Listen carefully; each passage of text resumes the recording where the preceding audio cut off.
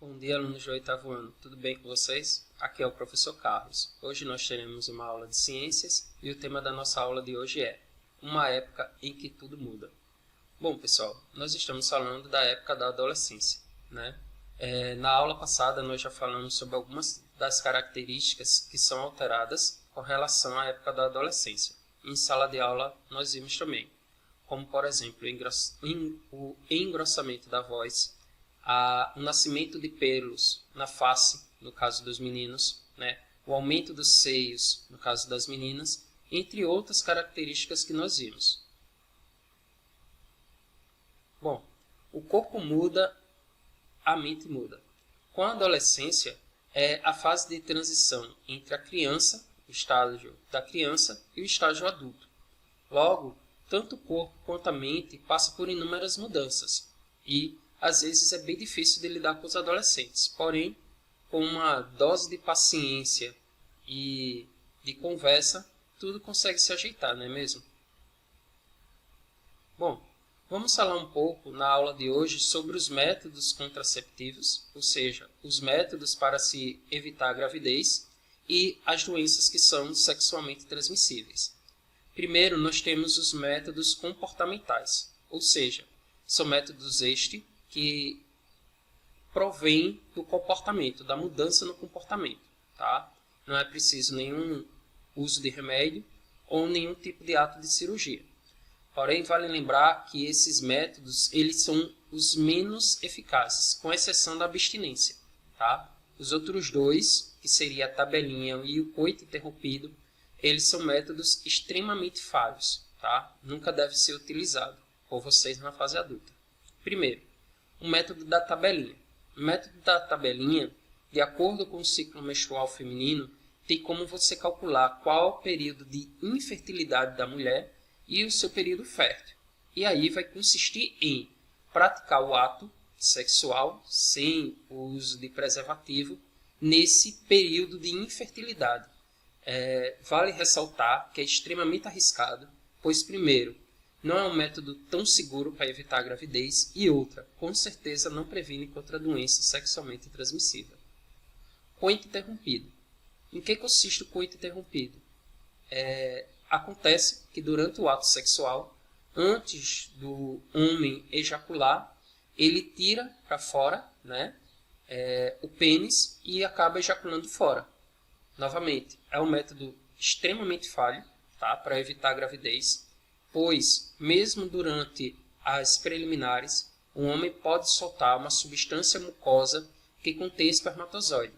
E também é um método que não vai prevenir contra nenhuma doença sexualmente transmissível.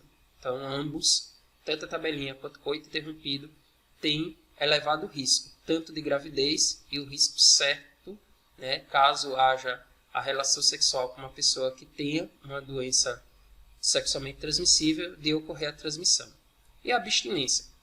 Bom, a abstinência ela foge um pouquinho da regra dos outros dois, pois a abstinência ela se configura como o ato de não praticar o sexo. Ora, se você não pratica o sexo, obviamente você não vai pegar doença sexualmente transmissível e também não vai correr o risco de engravidar. Bom, métodos de barreira. Nós temos, no caso, o preservativo, né, popular camisinha, e aí tem tanto a camisinha masculina quanto a feminina, e existe a questão do diafragma.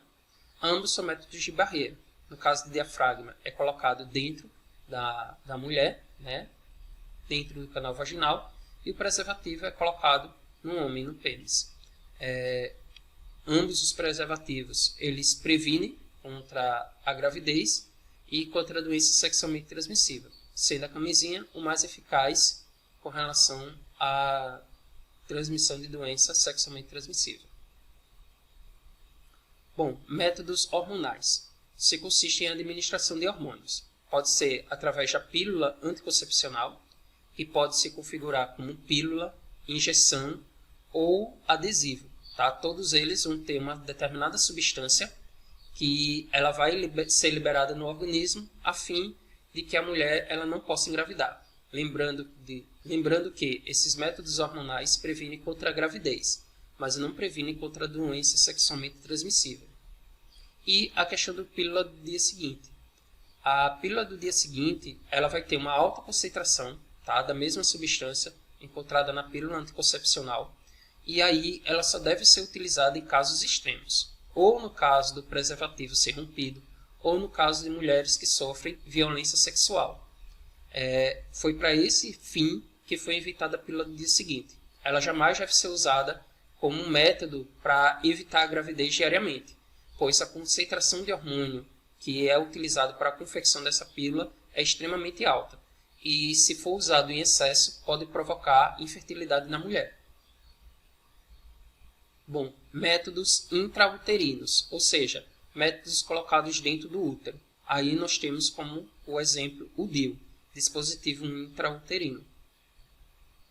Métodos cirúrgicos, vão se consistir de cirurgias. Temos a laqueadura, que pode haver o corte das tubas uterinas, né, evitando que o óvulo chegue até a tuba para que haja gravidez, e pode ser feita a retirada dos ovários, no caso dependendo do tipo da cirurgia que foi feita, ou o médico ele pode fazer uma amarra.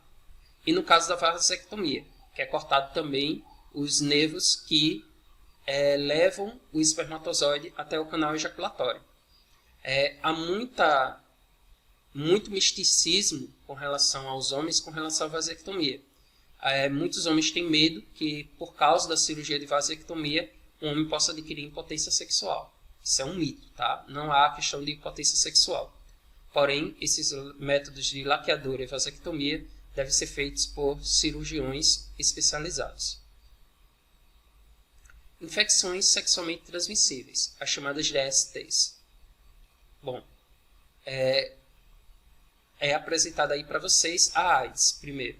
A AIDS ela é uma doença infecto-contagiosa, pode ser transmitida através do ato sexual, como pode ser transmitida através do uso de objetos perfuro-cortantes.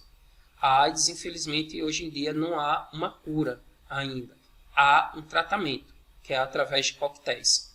O vírus da AIDS ele vai atacar o sistema imunológico, ou seja, o sistema de defesa, destruindo assim os glóbulos brancos, fazendo com que o organismo fique vulnerável a outros agentes causadores de doença, e assim o indivíduo pode acabar vindo a óbito.